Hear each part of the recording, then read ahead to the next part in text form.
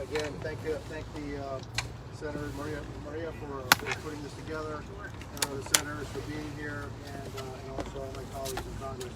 Today we stand here in strong support for the freedom fighters in Cuba and against communism. The very system of social, political, and economic oppression has brought misery, poverty, and death to the Cuban people. Communism indeed does make everybody equal. It makes them equally miserable. As the struggle of the Cuban people continues, I led several of my colleagues, many standing here with me today, in demanding Secretary Blinken take decisive measures in support of the Cuban protesters. The time for roundtable discussions and empty words are over. It's time for President Biden and Secretary Blinken to grow a spine and keep their commitment to freedom and democracy. Mr. President, Mr. Secretary, here's how you can do it. Condemn the communist Cuban regime for their decades of oppression. Condemn the communist Cuban regime for any acts of violence against protesters, which we've already seen. Condemn the evils of communism that has led to the misery, the poverty, the stifled basic and fundamental human rights.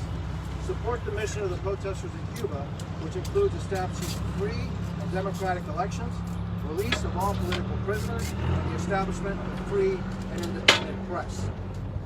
Commit the United States to continuing a policy of maximum pressure and applying more pressure to the communist illegitimate Cuban regime until fundamental democratic reforms take hold. Established by any means necessary, internet connection and technology.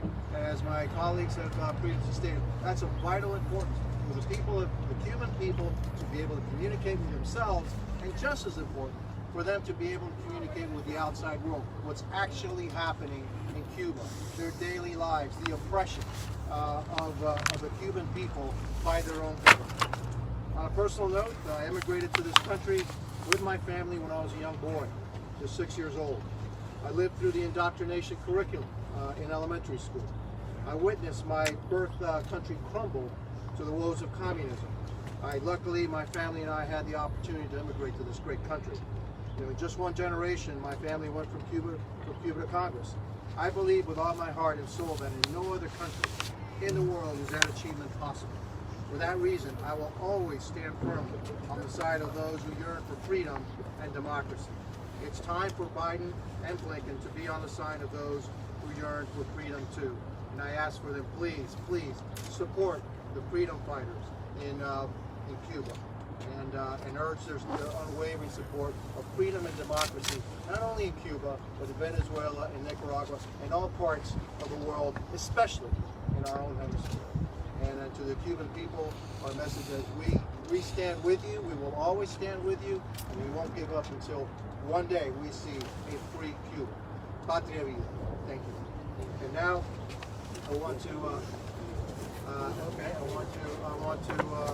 introduce the House Minority Whip, Steve Scalise. Hey. Thank you. It's an honor to be here today, standing with my colleagues, especially those who, in the case of Carlos Gimenez, fled Cuba himself, Mario Diaz-Balart, Maria Elvira Salazar, whose families that directly experienced the oppression of socialism in Cuba. And we stand with those people in Cuba who yearn for freedom. One of the great hallmarks of America is that we don't only hold our pride and freedom to ourselves, we share it with the world. We share it with people anywhere around the world, whether they're living in a free nation today or whether they're living under oppression and socialism and they want freedom. That Statue of Freedom that stands right behind us is a beacon of hope for everyone around the world who believes in freedom. And in many nations like Cuba, that freedom's being denied. And when they seek it in the streets, we need to be there with them. They speak firsthand about what they've seen from the oppression and the ills of socialism. It's about government control. It's about government taking away the freedoms of individuals and having to rely on the government. One of the dangers we see right here this week is there is a march towards socialism by the Biden agenda, by what Speaker Pelosi is bringing on the floor, and we reject that too.